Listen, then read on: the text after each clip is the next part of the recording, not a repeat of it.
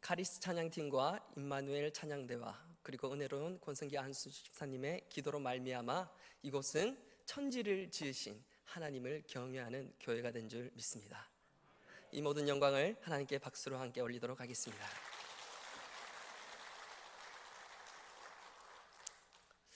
이 시간 우리 양옆에 계신 분들께 이렇게 인사 나누었으면 좋겠습니다. 하나님을 경외하는 것이 우리의 힘입니다.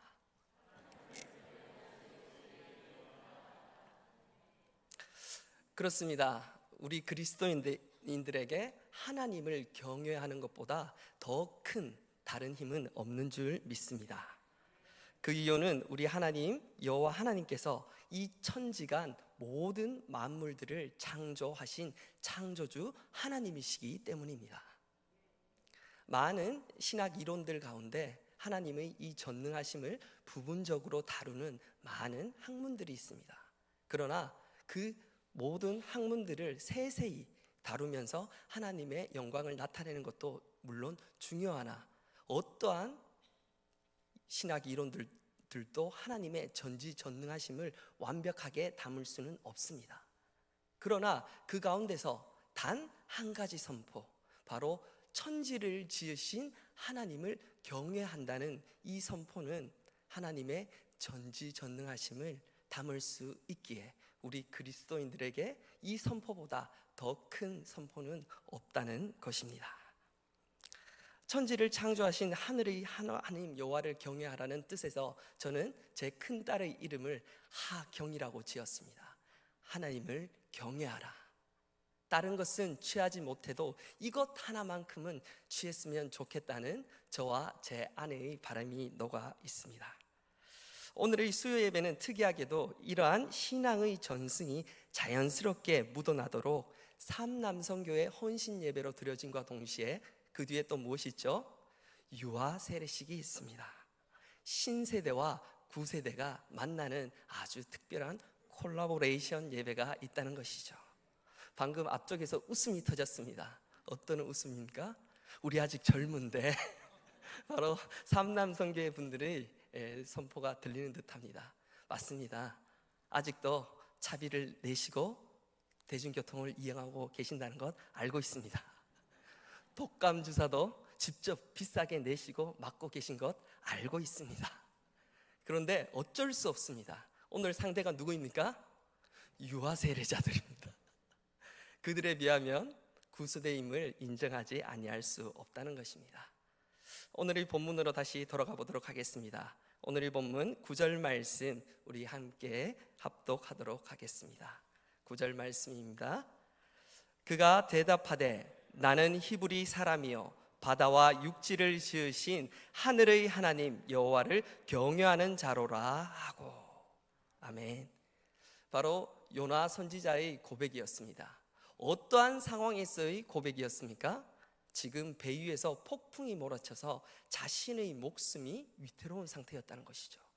그런데 그 가운데서 이방 사람들, 하나님을 믿지 않는 자들에게서 한 가지 질문이 들어왔습니다.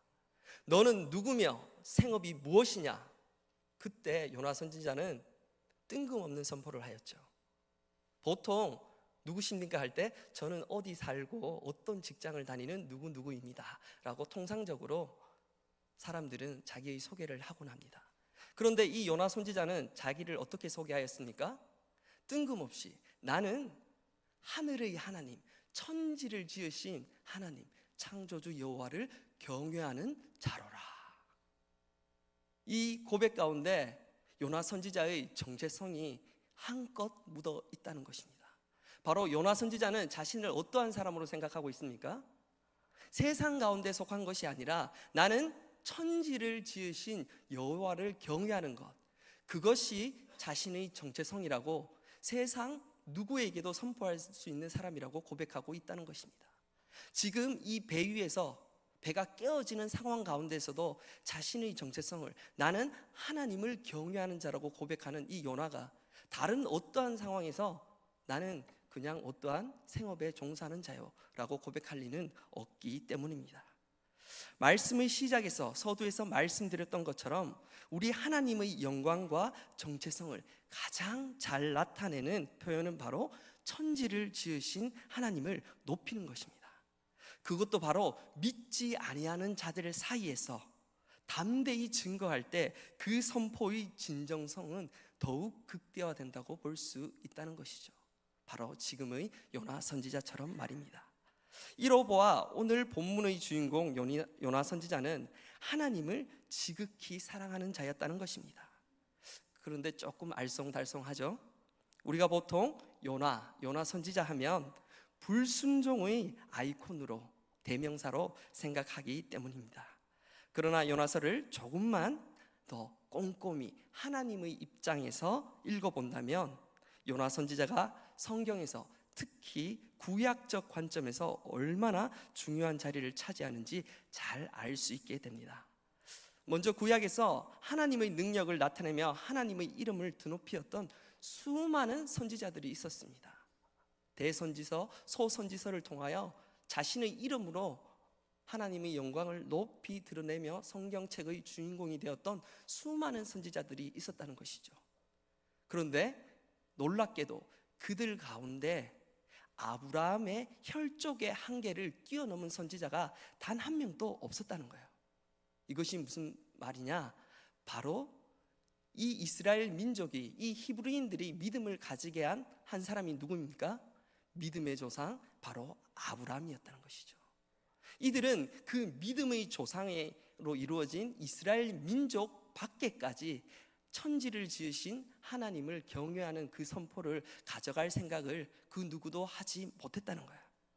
그런데 놀랍게도 이 오늘의 본문의 주인공인 요나 선지자는 단 4장의 선지서를 통하여 그 혈족의 한계를 뛰어넘어 천지를 지으신 하나님을 경외한다는 것을 선포한 첫 번째 사람이요, 오늘날 신약의 말로 표현하자면 신구약을 통틀어 첫 번째 선교사로 태어났다는 것입니다. 자, 1장 2절의 말씀 이렇게 기록하고 있습니다. 너는 일어나 저 큰 성읍 니느웨로 가서 그것을 향하여 외치라. 그 악독이 내 앞에 상달되었음이니라 하시니라. 아멘. 그것도 스스로의 생각으로 이 요나 선지자는 이방 땅으로 간 것이 아니었어요. 하나님께서 직통 계시를 주셔서 하나님의 음성을 듣고 그 땅으로 갔다는 것이죠. 즉 이 이방의 첫 열매, 첫 선교를 누구에게 맡기셨다는 뜻입니까? 바로 요나 선지자에게. 하나님께서 이 요나 선지자를 콕 집어서 요즘 말로 원픽이라고 합니다. 다른 그 누구도 되지 아니하고 요나 너여야만 한다는 그러한 뉘앙스로 요나 선지자를 파송하고 보내셨다는 것입니다. 그런데 이 가운데 우리는 왜 요나 선지자가 그러한 택함을 당하였는지 우리는 궁금해야 할 것입니다. 그 비밀을 풀기에 앞서 2절에서 요나를 이방으로 보내신 이유를 명확히 풀어야 됩니다. 저희가 2절을 다시 한번 다 같이 한번 읽어보도록 하겠습니다. 2절 말씀입니다. 함께 읽도록 하겠습니다. 너는 일어나 저 큰 성읍 니느웨로 가서 그것을 향하여 외치라. 그 악독이 내 앞에 상달되었음이니라 하시니라. 아멘. 지금까지 제가 계속 반복한 문장이 있죠. 무슨 문장입니까? 천지를 지으신 하나님을 경외하는 자.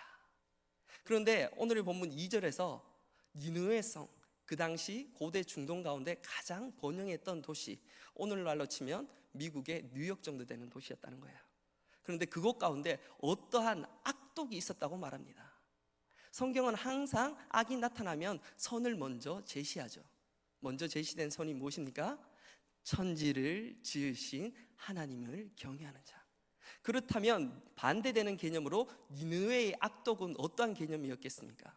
바로 천지를 지으신 하나님을 경외하는 자가 없었다는 겁니다.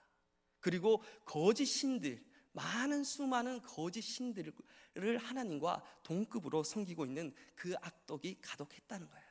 그렇다면 여기서는 우리는 알게 됩니다. 그래서 요나 선지자가 그 니느웨 성 가운데 파송될 선교사로 가장 합한 사람이었구나. 요나의 주특기는 무엇이라고 말씀드렸습니까? 어떠한 상황 가운데 자신의 생명이 위협받더라도 천지를 지으신 하나님을 가장 잘 증거하는 사람이었다는 했기 때문입니다. 그래서 이 말씀을 통하여서 우리는 하나님께서 이 세상의 악독이 가득할 때 어떠한 사람들을 파송하여 그 일을 해결하시는지 잘 알 수 있다는 것입니다. 오늘 본문 9절의 말씀 또 함께 읽기를 원합니다. 함께 읽도록 하겠습니다. 그가 대답하되 나는 히브리 사람이요 바다와 육지를 지으신 하늘의 하나님 여호와를 경외하는 자로라 하고, 바로 처음에 제가 읽어드렸던 이 1장 9절의 말씀입니다. 나는 어떠한 사람입니까? 우리는 어떠한 사람입니까? 우리는 그리스도인입니다. 세상이 어떠한 어려움을 우리에게 선포하고 우리에게 던진다 할지라도 우리가 그들에게 백문일답으로 해야 될 말이 무엇입니까? 우리는 천지를 지으신 여호와를 경외하는 자다. 바로 이 스토리가 오늘의 본문 4절에서 13절 가운데 너무나 잘 나타나 있습니다. 4절과 5절 사이에 어떠한 이야기가 나오냐면 바로 사도 바울이 유라굴로 광풍을 만났던 것처럼 이 요나가 하나님의 말씀을 잠시 피하여 가던 배 가운데서는 동일한 비슷한 상황의 일이 일어났다는 거예요.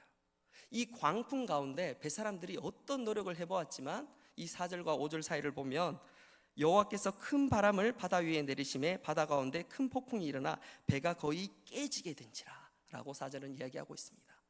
배가 깨지려고 하고 있다는 거예요. 그 가운데 이들은 드디어 아무런 우리의 노력으로도 우리가 할 수 있는 것이 없구나라는 것을 스스로 인정하게 되었습니다. 그리고 5절에서 이렇게 고백하고 있습니다. 사공돌이 두려워하여 각각 자기의 신을 부르고 또 배를 가볍게 하려고 그 가운데 물건을 바다에 던지니라. 그러나 요나는 배 밑층에 내려가서 누워 깊이 잠이 든지라. 4절에서 어떠한 일이 일어났습니까? 세상 사람들은 세상의 문제 앞에서 두려워하기 시작했습니다. 그러나 천지를 지으신 여호와를 경외하는 자를 경외하는 하나님을 경외하였던 요나는 어떠한 반응을 보였습니까? 그 세상의 요동 가운데 배 밑에서 깊이 잠을 잤다는 것이죠. 그래서 6절에 이렇게 말하고 있습니다. 6절 말씀 저희 함께 읽도록 하겠습니다. 선장이 그에게 가서 이르되 자는 자여 어찌함이냐 일어나서 내 하나님께 구하라. 혹시 하나님이 우리를 생각하사 망하지 아니하게 하시리라 하니라. 아멘. 정말 놀라운 일이 일어났습니다. 요나 선지자는 하나님을 믿는 자였고 그 배에 있던 다른 사람들은 이방 사람들, 즉 하나님을 안 믿는 자들이었다는 거예요. 그런데 드디어 하나님을 안 믿는 자들이 이 믿는 요나에게 영적으로 SOS 사인을 보내고 있다는 겁니다. 왜 그랬을까요? 그 배 위의 많은 요동함 속에서, 흔들림 속에서 유일하게 샬롬, 평안의 사람이 누구였습니까? 바로 요나였다는 거예요. 세상 사람들은 본능적으로 깨달았습니다.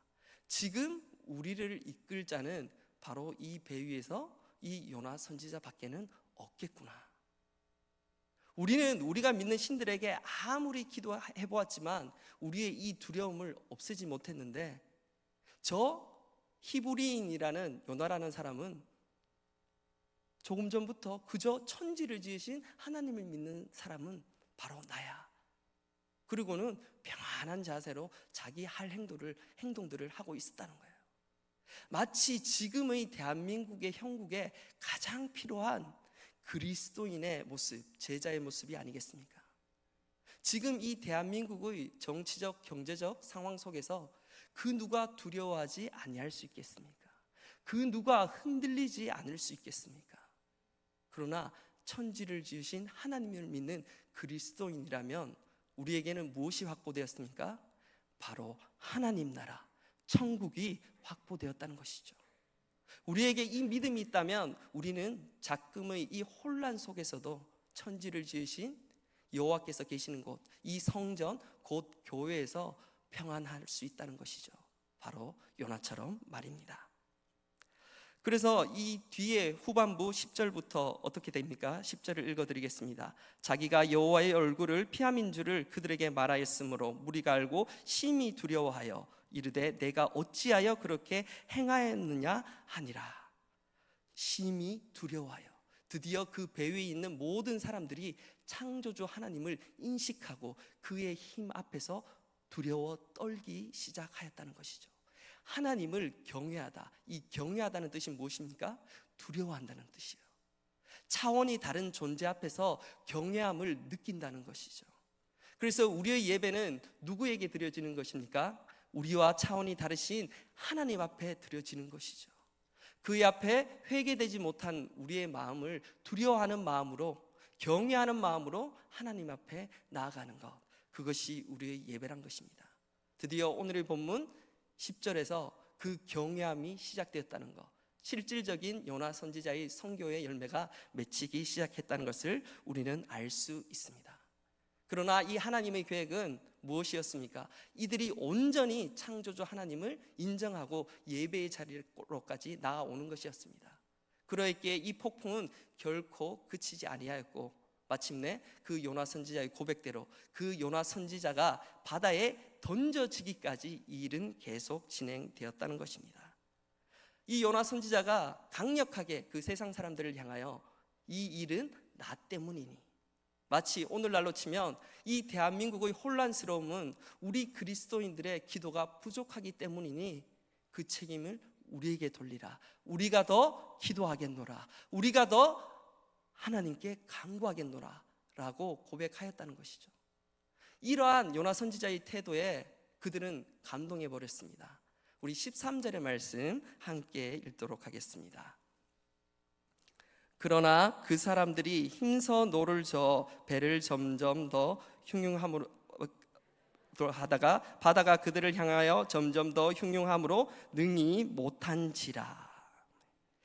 여기서 아주 놀라운 일이 일어났습니다. 이들이 짐을 어떻게 했다고 나와 있습니까? 오늘 본문에 자신들의 전 재산인 짐을 바다에 던져버렸다고 나왔습니다. 어떠한 상황입니까? 돈도 필요 없다. 이제 내 생명만 살 수 있다면 나는 무엇이든 하겠다는 그들의 결단이 오늘의 본문 가운데 나타났다는 것입니다. 그런데 놀랍게도 요나 선지자를 바다에 던지는 것을 두려워하기 시작했습니다. 왜 그랬을까요? 그들은 요나 선지자의 영적인 힘, 그 배후에 계신 하나님을 두려워하기 시작했기 때문입니다. 요나 선지자가 어떻게 고백했습니까? 전부 서로 살려고 하는 그 상황 가운데서 자신의 생명을 내놓아버린 거예요. 그때 세상 사람들은 영적으로 두려움에 휩싸이기 시작했습니다. 이 요나란 사람이, 이 히브리 민족이란 사람들이 어떠한 사람들인지는 우리가 모르겠으나 우리와는 다른 사람들이다. 생명을 초월한 자들이다. 이러한 자들을 우리가 이러한 자들의 생명을 해한다면 필히 이것은 우리에게 부정적인 일을 가져올 것이라는 두려움이 이들에게 임했다는 것입니다. 그리고 13절에 이들은 어떤 행동을 하였습니까? 이 요나 선지자를 살리기 위해서 힘써 노를 저었다는 것이죠. 이렇듯 복음은 힘이 있습니다. 천지를 지으신 하나님을 경외하면은 세상을 능히 이길 수 있는 힘이 담겨 있다는 것입니다. 아멘.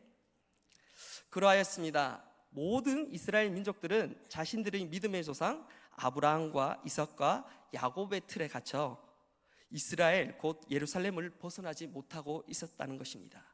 그리하여 주변의 이방 국가들에는 그 누구도 하나님의 정체성 곧 천지를 지으신 하나님의 그 사랑을, 그 영광을 전하지 못하고 있었다는 것입니다. 그래서 하나님께서는 그 가운데 이를 가장 잘 전하실 이 요나 선지자를 이끄셨고, 그리고 그를 통하여 열방 가운데 그 당시 가장 악독했던, 가장 많은 신들을 섬기고 있었던 니느웨 땅 가운데 이 요나 선지자를 택하셔서 파송하였다는 것입니다. 그리고 그 결과는 3장 가운데 너무나 잘 나타나 있습니다. 그 3장 3절, 4절, 5절 말씀 저희 함께 읽어보도록 하겠습니다. 요나가 여호와의 말씀대로 일어나서 니느웨로 가니라. 니느웨는 사흘 동안 길을 걸을 만큼 하나님 앞에 큰 성읍이더라. 요나가 그 성읍에 들어가서 하루 동안 다니며 외쳐 이르되 40일이 지나면 니느웨가 무너지리라 하였더니 니느웨 사람들이 하나님을 믿고 금식을 선포하고 높은 자를 막론하고 굵은 베옷을 입은지라. 아멘. 지금 어디에 필요한 상황 같습니까? 바로 작금의 대한민국에 가장 필요한 상황입니다. 지금 대한민국은 그 어느 때보다 유례없는 정치적 부흥을 맛보고 있습니다. 좌우가 완벽히 분리되어 자신들의 이념을 관철시키기 위해 날마다 모이고 있기 때문이죠.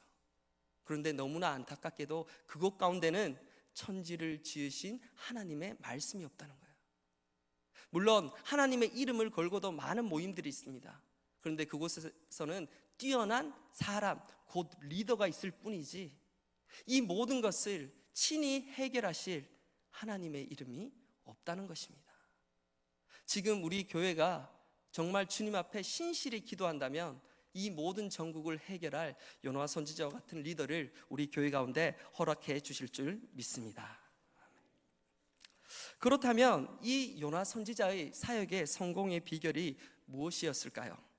악독한 니느웨를 제대로 정죄한 그 선포였겠습니까? 아니면 이 요나 선지자가 3일길이나 되는 그 니느웨를 하루에 달려갈 만큼 열심히 복음을 전했기 때문일까요? 그것이 아니라 바로 하나님의 능력, 말씀으로 세상을 창조하신 하나님의 능력이 그 요나 선지자의 입에서 선포되었기 때문입니다. 우리 마지막으로 한 가지 비밀을 풀고 말씀을 맺고자 합니다. 이 가운데는 어떠한 비밀이 숨어 있습니까? 요나 선지자가 이런 놀라운 선교의 열매, 놀라운 부흥을 가져왔죠. 이 요나 선지자가 니느웨 가운데 하나님의 말씀을 선포하였을 때 왕마저도 제 앞에서 베옷을 입고 회개하였다는 거예요. 그리고 그 왕의 시행령이 더 놀랍습니다. 어떠한 시행령이 있었습니까? 짐승도 금식하라. 지혜의, 영적 지혜의 부흥이 일어난 거예요. 그 짐승들이 금식하는 것이 무슨 의미가 있겠습니까? 그런데 그 왕은 그 제 앞에서 자신들의 악독을 회개하고 나니까 성령을 받은 것이죠. 그래서 깨닫게 되었습니다. 만약 이 요나 선지자의 선포가 이 느느웨 성에 임한다면 우리는 어차피 죽게 된다. 그렇다면 우리의 재산인 이 짐승들이 사는 것이 무슨 의미가 있겠느냐? 이들 또한 금식하여 총력전으로 우리가 회개하여 이 하나님의 진노를 되돌이키지 못한다면 우리는 어차피 멸망한다는 그 지혜를 깨닫게 되었다는 거예요.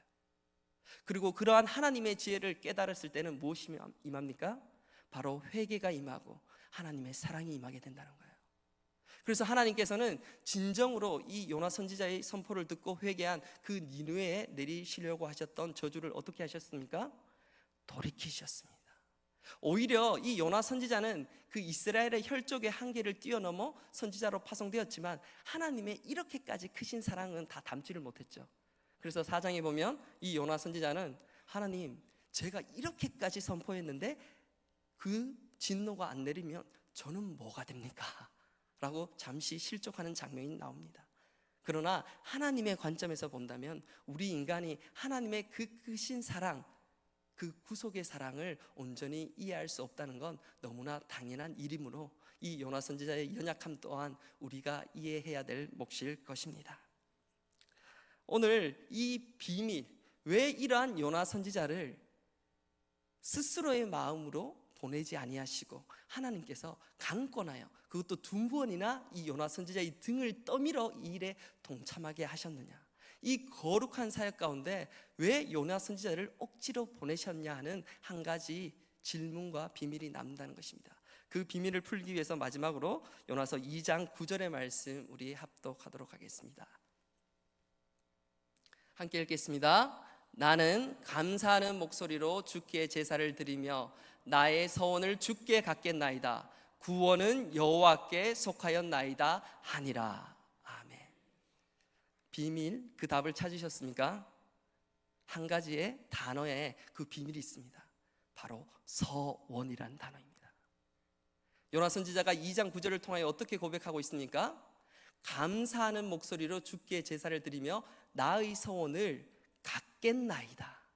즉, 이 요나 선지자가 니느웨로 향했던 것은요, 바로 요나 선지자 스스로의 소원이었다는 거예요. 그가 물고기 뱃속에서 하나님이 자신의 소원을 다시 깨달을 수 있는 그 환경을 열어주셨을 때 자신이 하나님께 드렸던 그 감사하는 소원을 저 악독한 세상 가운데서도 천지를 지으신 하나님을 경외함이 필요하다는 것을 내가 전하겠다는 그 소원을 드렸음을 하나님께서 다시 그 물고기 뱃속에서 상기시키셨다는 것이죠. 그렇습니다. 하나님께서는 하나님의 일을 누군가를 억지로 떠밀어서 시키지 아니하십니다. 우리도 이렇게 예배할 때마다 우리에게 부지는 성령을 통하여 하나님께 많은 소원과 결단을 합니다. 그런데 그 소원과 결단은 우리의 머릿속에 안타깝게도 오래 남아있지 않다는 것입니다. 그런데 그 소원과 결단이 진심이었을 때 하나님은 끝까지 우리의 손을 붙잡아 주신다는 거예요. 그리고 그 소원을 반드시 이루어 주시며 그 주변에 있는 모든 자들까지 너와 내 집이 구원받으리라 하였던 그 말씀의 약속까지 함께 덤으로 이루어 주신다는 것입니다. 바로 오늘 우리는 어떠한 예배를 드리고 있습니까? 제3남성교회 헌신 예배, 그리고 유아 세례가 있는 수요 예배를 드리고 있습니다. 자, 오늘 이 소원을 잃어버리는 3남성교회 기성세대, 그리고 새롭게 이 소원을 가져갈 이 유아 세례가 만나는 콜라보레이션의 예배의 자리에 우리가 있다는 것입니다. 이제 말씀을 맺습니다. 조금 전에 나누었던 것처럼 오늘 3남성교회가 앞으로 있을 특성과 보고를 통해 다시 옛 소원을 회복하는 거룩한 시간이 되기를 소망합니다. 그리고 오늘 유아 세례를 받는 두 가정의 여러 자녀들이 이 회복된 거룩한 소원을 가지고 이 교회의 야긴과 보아스와 같은 큰 기둥이 되기를 간절히 기도합니다. 그때 하나님께서 참으로 기뻐하시며 우리의 예배를 받아주실 줄 믿습니다. 그러한 예배가 되기를 간절히 소원하는 오늘의 이 예배가 되기를 바라며 말씀을 마치도록 하겠습니다. 하나님, 오늘 우리 교회 가운데 작년 세대에 잃어버렸던 소원들이 하나도 빠짐없이 회복되는 거룩한 밤이 되게 하옵소서. 또 이어지는 유아 세례를 통하여 어두운 밤조차도 덮을 수 없는 소망의 빛, 천지를 창조하는 하나님의 말씀의 빛, 곧 예수의 빛이 중앙교회 성전을 채우게 하옵소서. 그때 우리 중앙의 권속들이 일어나 담대히 창조주 하나님을 선포하며 나아가겠나이다. 이 모든 말씀, 이 소원 듣기를 기뻐하시는 예수 그리스도의 이름으로 기도드립니다.